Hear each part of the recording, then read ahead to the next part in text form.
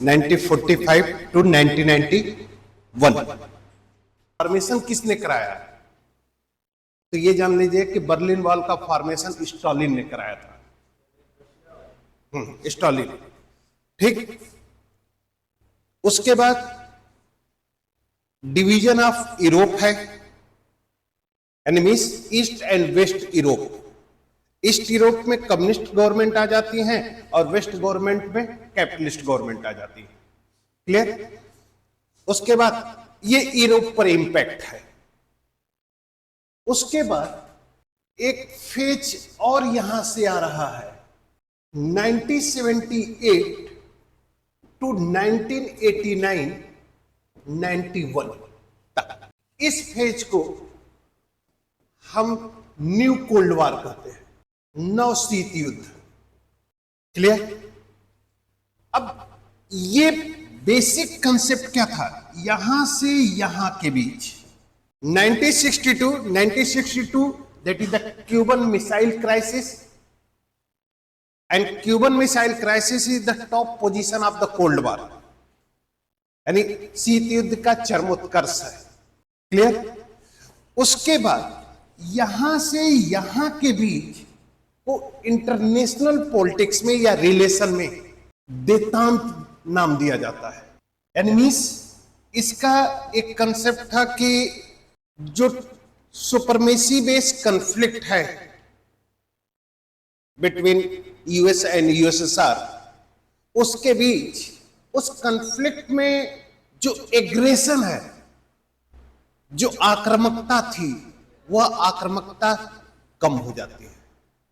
लेकिन यहां से दूसरी चीज चल रही है, एक कंसेप्ट आता है यहां से, यहीं से आएगा और उसके पीछे एक रीजन होगा, वह है डिसआर्मामेंट का and arms control. Clear? डिसआर्मामेंट basically है न्यूक्लियर वेपन्स को लेकर है, न्यूक्लियर और न्यूक्लियर वेपन्स को लेकर कल हम डिस्कस कर रहे थे। तीन चीजें आ रही थी, पीटीबीटी 1962/63, एनपीटी 1969 एंड सीटीबीटी 1996। ये कंसेप्ट आ गया था। क्लियर? बट जो कॉन्फ्लिक्ट है, सुपरमेसी सर्वोच्चता को लेकर जो कॉन्फ्लिक्ट चल रहा है यूएस एंड यूएसएसआर के बीच, capitalist ideology and communist ideology के बीच, वह जब उसका सेंटर पॉइंट जब तक यूरोप में था तो कोल्ड वार चल रहा था। यूरोप से ये कॉन्फ्लिक्ट रिप्लेस किया और ये हो गया साउथ एशिया में आ गया। साउथ एशिया यानी means USSR army interfere in Afghanistan 1978। Clear? ये यानी सोवियत संघ की सेनाएं 1978 में कहां पर इंटरफेयर कर रही हैं? अफगान। और इसे कहा गया इंटरनेशनल पॉलिटिक्स या रिलेशन में क्या कहा जाएगा?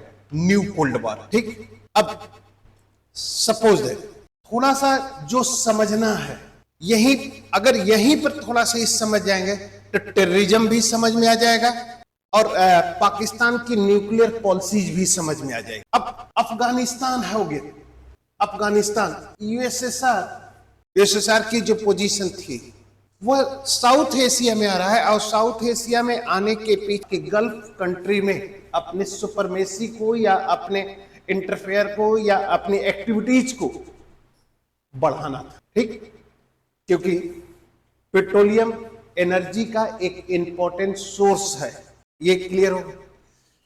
अब यूएसएसआर यहां पर जब आता है तो यूएस की भी एक्टिविटीज होगी इस एरिया में, और यूएस की एक्टिविटीज होती है तो यूएस, पाकिस्तान, सऊदी अरब, चाइना मिलके सोवियत संघ को चेक एंड बैलेंस की पॉलिसी अपनाते हैं।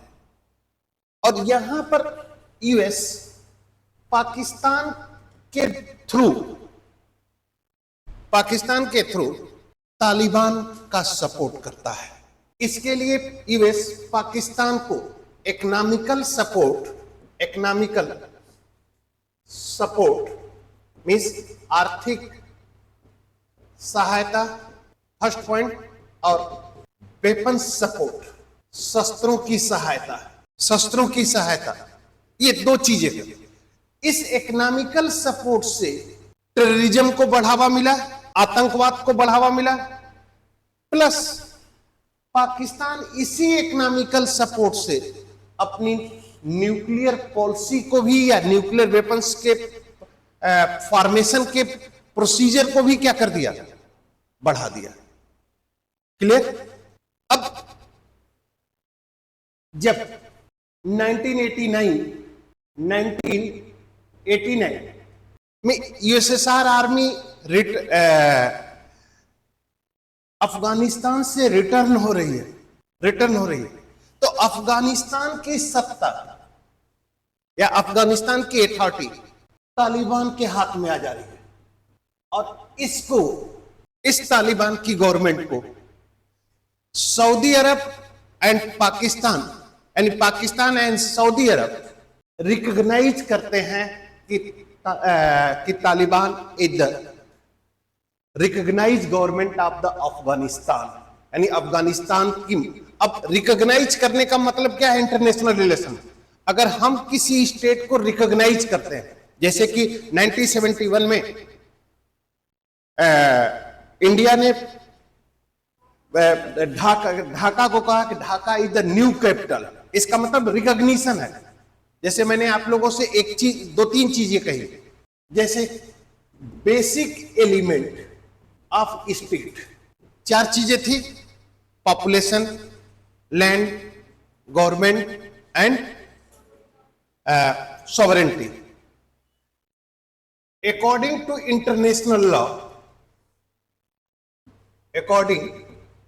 इंटरनेशनल लॉ, यहां पर होगा रिकॉग्निशन मींस मान्यता, यानी मींस हम किसी को रिकॉग्नाइज कर रहे हैं। इसका मतलब कि मैं उस स्टेट के साथ डिप्लोमेटिक रिलेशन बना रहा हूं। क्लियर। अब सुनना, 1948 Israel is the origin of the new state. Clear.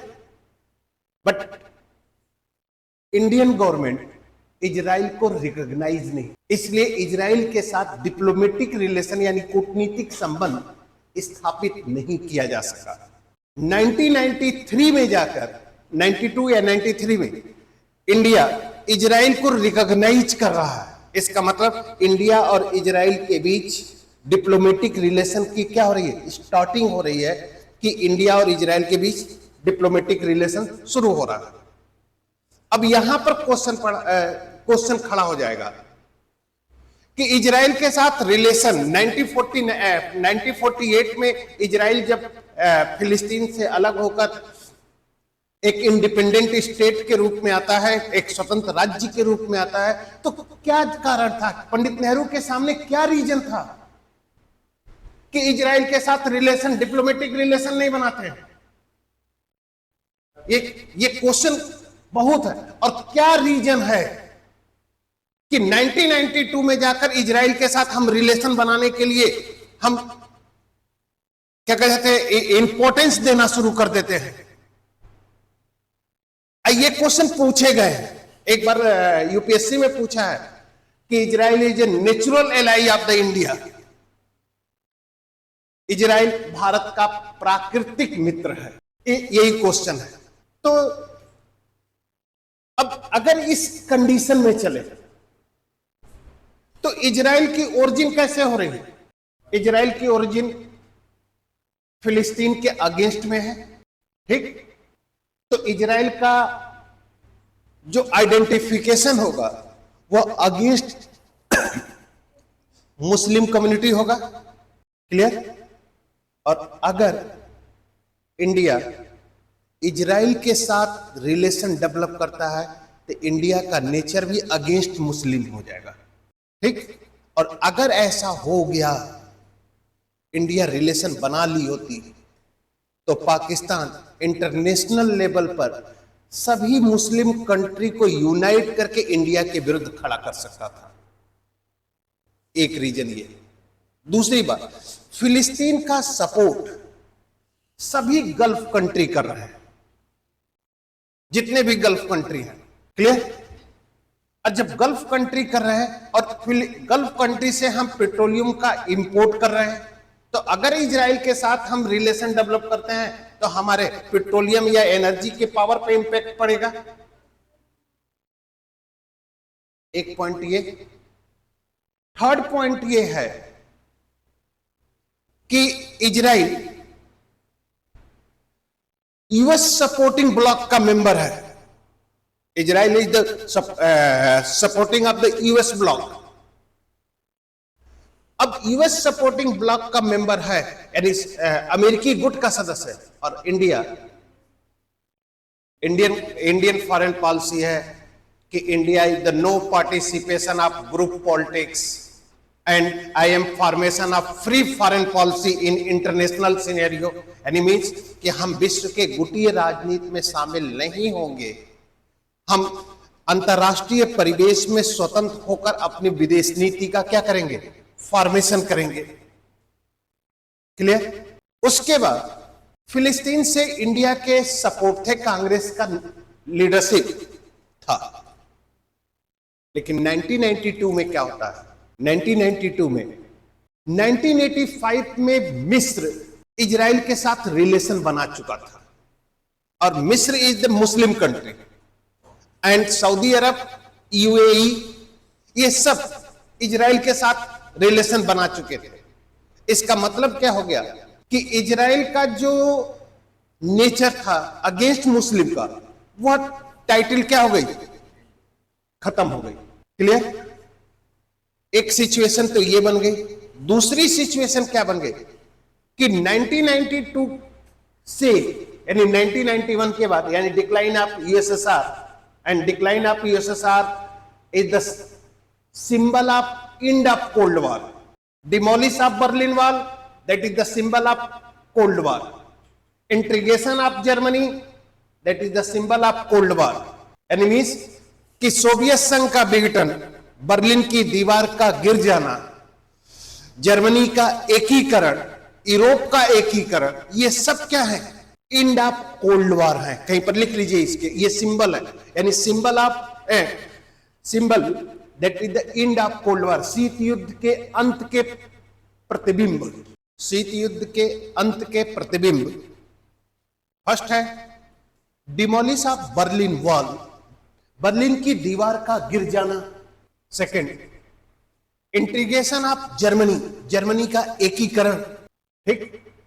Next, end of European division, यूरोपीय विभाजन का अंत, यूरोपियन विभाजन का अंत। और लास्ट है डिवीजन ऑफ यूएसएसआर, यानी सोवियत संघ का विघटन। क्लियर?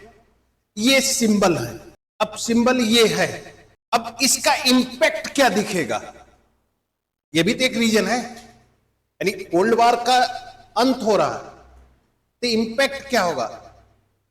तो पहला पॉइंट लिखो, यानी impact of end of cold war. First point bipolar two unipolar,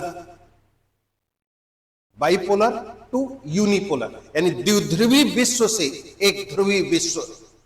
bipolar का मतलब क्या है, यूएसए एंड यूएसएसआर। और नहीं, बाइपोलर वर्ड अगर आ गया, मान लो कि बाइपोलर वर्ड है, इसका मतलब क्या है, इतना ही लिख दिया गया, तो ये सब आप सही है, but bipolar is the means of या सिंबल ऑफ कोल्ड वॉर, ये भी है, ये कोल्ड वॉर है।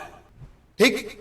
सेकेंड पॉइंट, सैनिक संगठनों का महत्वहीन होना, यानी there is a military organisation important less of the military organisation, important less of the military organisation, सैनिक संगठनों का महत्वहीन होना, important less of the military organisation. Bracket में लिख लीजिएगा, NATO, CENTO and SEATO and Warsaw Pact. Clear? NATO, CENTO, SEATO. ठीक। अब थोड़ा सा एक काम कर लीजिएगा, सेंटो एंड सीटो के नीचे इस तरह से कर लीजिएगा और यहां पर लिख लीजिएगा बगदाद ट्रीटी 1951 या 53 है, थोड़ा सा देख लीजिएगा year. Next point, no relevance of NAM, गुटनिरपेक्षता का अप्रासंगिकता, गुटनिरपेक्षता की अप्रासंगिकता, no relevance of NAM. Clear?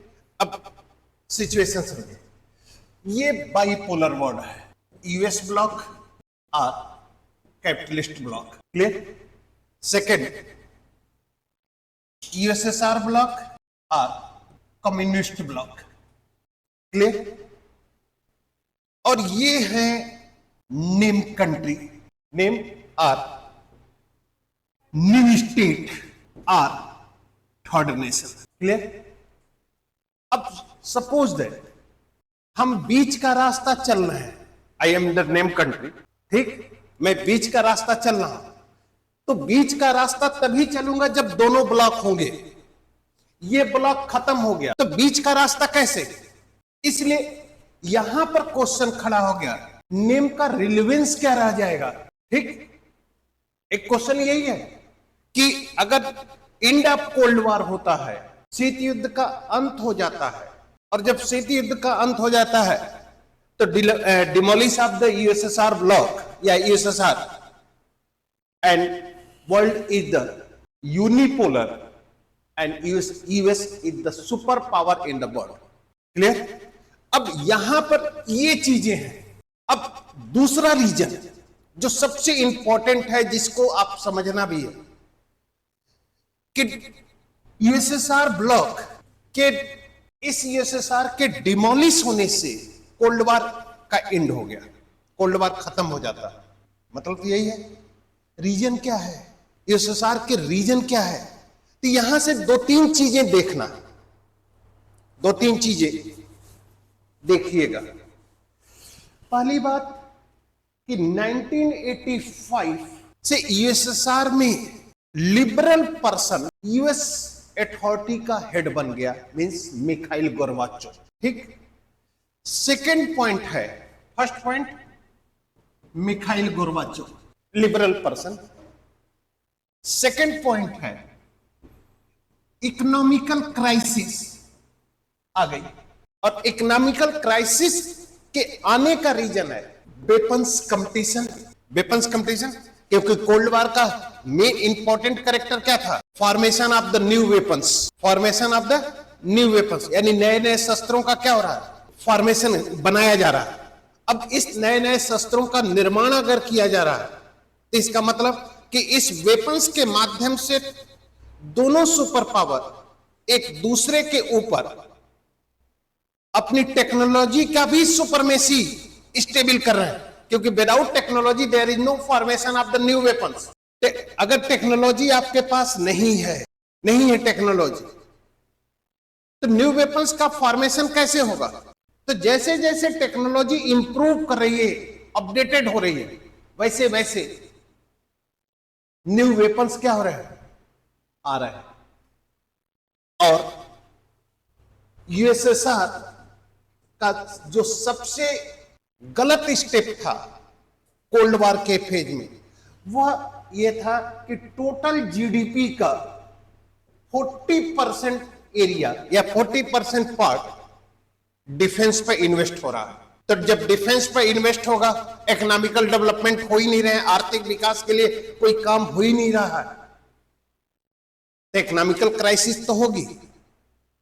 और इस पर मैंने आप लोग को बताया भी था, स्टार्ट एंड सॉल्ट ट्रीटी आती है 1972 में, क्योंकि आर्म्स कंट्रोल को लेकर, आर्म्स कंट्रोल अभी थियरी जो आई थी, आर्म्स कंट्रोल को लेकर स्टार्ट एंड सॉल्ट, ये दो ट्रीटी होती है, दो ट्रीटी है, और दोनों ट्रीटी के माध्यम से ये प्रोविजन आता है कि USSR 35%, US 28% and then 2200 weapons, यानी मीन्स अमेरिका सोवियत संघ अपने टोटल वेपन्स का 35% अगर कटौती करता है और यूएस 28% कटौती करता है, तब जाके दोनों के पास वेपन्स कितने बचेंगे।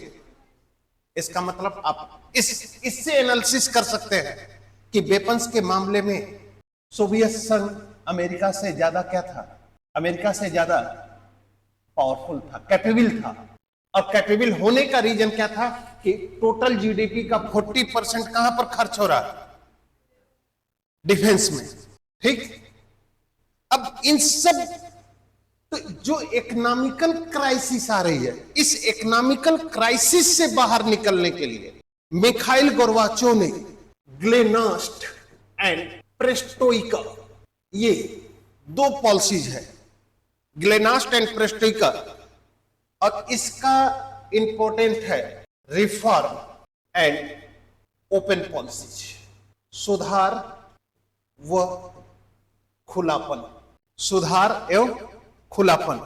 और खुलापन के क्या था, अब सुनिए, इस तरह से करो, इस तरह से, और इस पर ये रखो, ये इस तरह से करिए। ये क्या है, ये है कम्युनिस्ट आइडियोलॉजी का पॉलिटिकल सिस्टम। देखते हैं कम्युनिस्ट आइडियोलॉजी में प्रेसरस को लिबर्टी मिलती है। ग्लेनास्ट और प्रेस्टोइका की नीति इस तरह हुई और सोवियत संघ बिखर। चाइना में प्रेस की आजादी है, यही है ना, यही है। ग्लेनास्ट और प्रेस्टोइका की पॉलिसी ने क्या किया, ठीक, ये रिफॉर्म है, इस तरह खुला, और तब जाके सोवियत संघ 16 भागों में टूटकर क्या हो गया, यानी मींस जो मैक्सिमम कंट्रोलिंग थी, ये जो कंट्रोलिंग है, ये कंट्रोलिंग क्या है, इलेक्शन है। कम्युनिस्ट कंट्री में इलेक्शन होता है, लेकिन पब्लिक के सामने सब्स्टिट्यूट नहीं है। आपको वोट देना है एक पर्सन को, कम्युनिस्ट पार्टी को। अब कम्युनिस्टों के लिए डेमोक्रेसी का मतलब है सिर्फ इलेक्शन, सिर्फ क्या है, इलेक्शन। इसलिए जब सोवियत सत्ता का नियंत्रण कमजोर पड़ा, ये सोवियत सत्ता की पोजीशन है पहले, यानी 1945 से लेकर यहां तक, क्या कहा जाता है कि 1990 तक, तो ये चीजें जब पड़ी तो ये खुला, और तब जाके यूक्रेन, कजाकिस्तान, किर्गिस्तान, ये सब लोग क्या हो गए, आजाद हो गए, और डिवीजन ऑफ यूएसएसआर हो गया। और यही डिवीजन ऑफ तो फॉर्मल डिक्लेरेशन कर दिया गया एंड ऑफ, यानी मींस कि सिर्फ एक रीजन। अब सुन लीजिए इसका इंपैक्ट क्या पड़ा, जब एंड ऑफ कोल्ड वॉर हो गया, एंड ऑफ कोल्ड वॉर, अब यूएस की कैपिटलिस्ट आइडियोलॉजी को, यूएस की जो कैपिटलिस्ट आइडियोलॉजी, इसको चैलेंज देने वाला कोई पावर है नहीं, कोई स्टेट नहीं है। तो यूएसए की मोनोपोली यूएनओ में भी हो गई। यूएसए इकोनॉमिकल सपोर्ट पॉलिसीज को पब्लिश करने लगा।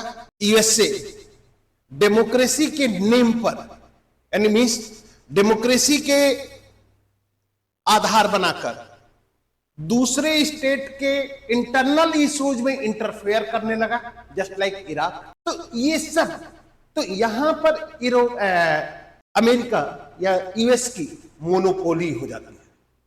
और जब यूएस की मोनोपोली हो जाती है, यूएस की जो पोजीशन हो जाती है, तब एक क्वेश्चन खड़ा होता है कि बाइपोलर वर्ल्ड में बाइपोलर वर्ल्ड और यूनिपोलर वर्ल्ड में नेम की रिलेवेंस क्या है। क्योंकि बाइपोलर वर्ल्ड में नेम का, वैसे जान लो कि नेम का फॉर्मेशन फ्री फॉरेन पॉलिसी के लिए किया जा रहा है, ठीक। तो दोनों पावर एक दूसरे को चेक एंड बैलेंस कर रहे हैं, इसलिए थर्ड नेशन को फ्री फॉरेन पॉलिसी के फॉर्मेशन के लिए बहुत आसानी हो जाती है। लेकिन दूसरे तरफ क्या होता है, दूसरी तरफ जो स्थिति हो जाती है, वह स्थिति हो जाती है इस सेंस में कि यूनिपोलर वर्ल्ड में यूएस जब इंटरफेयर करता है अदर स्टेट में, तो हर स्टेट चाहता है कि वह अपनी विदेश नीति को फ्री होकर, without interfere, that is formation of the foreign policy, यानी हम बिना किसी हस्तक्षेप के। अब बताइए, सुन लीजिए, क्या इंडिया 1992 में जो न्यूक्लियर टेस्ट करने जा रहा था पीवी नरसिम्हा राव के काल में, कल की बात जो हो रही थी, इंटरफेयर कर रहा है कि नहीं अमेरिका? तभी जब अटल बिहारी वाजपेयी सत्ता में आते हैं और शपथ लेते हैं तो पीवी नरसिम्हा राव कहते हैं कि मैंने सब तैयारी कर लिया है, तुम कर देना। ये जसवंत सिंह अपनी किताब में भी लिखा है। तो उसके बाद 13 दिन की सरकार गिर जाती है। जब 1998 में दूसरी सरकार आती है, दूसरी बार आती है, तब जाके वो न्यूक्लियर टेस्ट को डिक्लेयर करते हैं। तो यहां से पूरा का पूरा, और सबसे बड़ी बात जो कोल्ड वॉर और पीसीडब्ल्यू है, यहां पर डिवीजन है ईस्ट और वेस्ट का, और यहां पर डिवीजन है नॉर्थ एंड साउथ का। यानी means this division east and west in strategic base, सामरिक इंटरेस्ट के base, and that north and south is the economical based division of the world. यानी आर्थिक आधार पर विश्व को क्या कर दिया गया? बांट दिया गया, developed country and developing country, और इनके बीच कंफ्लिक्ट पैदा हो जाता है। और ये कंफ्लिक्ट है नियो है, WTO है, आपका इन्वायरमेंट है, ग्रीन हाउस गैसें की कटौती है, वर्किंग प्रोसेस ऑफ WTO है, इन सबको लेकर एक सिचुएशन चल जाती है। तो चलिए इसको लिख लीजिए, end of cold war. Enemies, cold war का इंपैक्ट वर्ल्ड सिनेरियो पर क्या पड़ता है? तो जो रीजन कोल्ड वॉर के थे वह सब इंटरनेशनल पॉलिटिक्स पर इंपैक्ट डाल रहे हैं। जैसे, और यहां पर एक जो सबसे इंपॉर्टेंट चीज है, सबसे इंपॉर्टेंट चीज आपको जो दिखेगी कि कोल्ड वॉर का जो कंसेप्ट है वह है वेपन्स कंपटीशन का, ठीक, फॉर्मेशन ऑफ न्यू वेपन्स, नए नए शस्त्रों का निर्माण, नए नए शस्त्रों का क्या हो गया? निर्माण। इन शस्त्रों में किस चीज को इंपॉर्टेंस दिया गया? न्यूक्लियर वेपन्स को। क्लियर? और जब न्यूक्लियर वेपन्स को आया तो न्यूक्लियर वेपन्स से पहले इंटरनेशनल पॉलिटिक्स में एक सबसे इंपॉर्टेंट थियरी चलती थी, वह थी पावर बैलेंस की। पावर बैलेंस की, इसको क्या कहा जाता है? शक्ति संतुलन।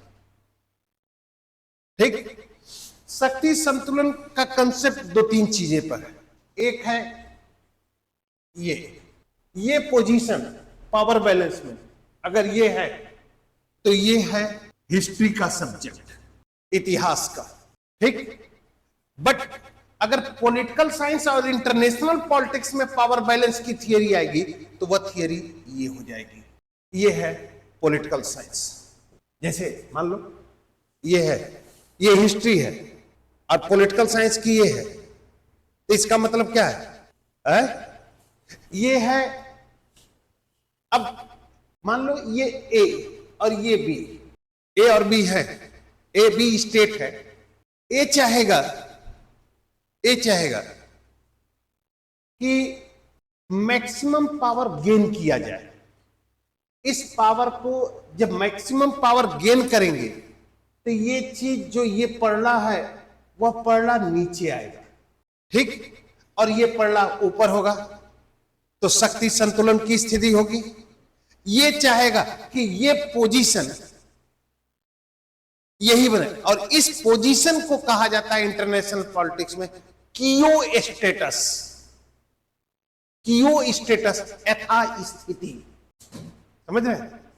यानी कियो स्टेटस बनाई जाए तो यथा स्थिति, और यही ये पावर को गेन करना, ये पावर को गेन करना, यही है मोमेंट ऑफ इंटरनेशनल पॉलिटिक्स। यही क्या है? Moment of international. इसीलिए कहा जाता है कि international politics is the power struggle. अंतरराष्ट्रीय राजनीति शक्ति के लिए क्या है? संघर्ष है।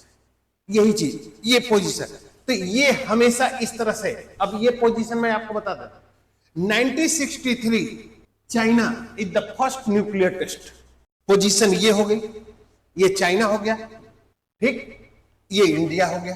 पावर किसके तरफ झुका है? चाइना के। अब इंडिया इसको बैलेंस करना चाहेगा।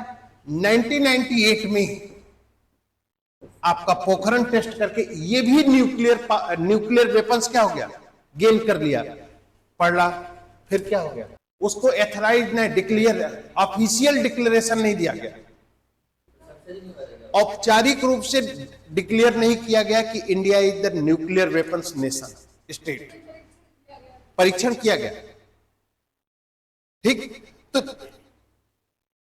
तो यहां पर जो पोजीशन है, ये पोजीशन, अब इस पोजीशन को मेंटेन इंटरनेशनल पॉलिटिक्स में होती है। इसलिए कभी भी, अब यही चीज अगर मैं आपसे कहूं, इसको मान लो रसिया, इसको मान लो यूक्रेन, यही पोजीशन है ना, ठीक। क्या कहा जाता है जी? एक बहुत बड़ा शक्तिशाली आदमी है, एक कमजोर आदमी है, तो क्या कहा जाता है? एक गांव में एक कहावत है, कुछ एक है, बहुत अच्छा फ्रेज है उसका, कि अब जो भी हो, लेकिन ये सब, अब ये जो पोजीशन है, यही स्थिति है। अब रसिया की पोजीशन, अब इसको पावरफुल बनाने के लिए यूक्रेन को नाटो में शामिल किया जा रहा है, ठीक। यूक्रेन को इकोनॉमिकल सपोर्ट दिया जा रहा है, यूक्रेन को वेपन्स दिया जा रहा है कि नहीं, जिससे कि यूक्रेन की पोजीशन क्या हो सके? थोड़ी सी इंप्रूव हो सके, थोड़ी सी पोजीशन क्या हो सके? इंप्रूव हो। और जब यूक्रेन की पोजीशन थोड़ी सी इंप्रूव होगी तो रसिया की पोजीशन क्या होगी? डाउन होगी, है कि नहीं? तो ये सब स्थितियां, इसलिए कहीं पर आपको ये पोजीशन भी देखनी पड़ेगी। और ये तो बेसिकली जो एक इंटरनेशनल पॉलिटिक्स में मोमेंट है, वो मोमेंट अगर देखा जाए तो कोल्ड वार के फेज में स्ट्रेटेजिकल था, सामरिक था, और पोस्ट वार के फेज में स्ट्रेटेजिकल एंड इकोनॉमिकल हो गया, ठीक। एनिमीज कि आज कोई भी राष्ट्र चाहता है कि उसके यहां मैक्सिमम इन्वेस्टमेंट हो, तो जब मैक्सिमम इन्वेस्टमेंट होगा तो वो पोजीशन क्लियर होगा, ठीक।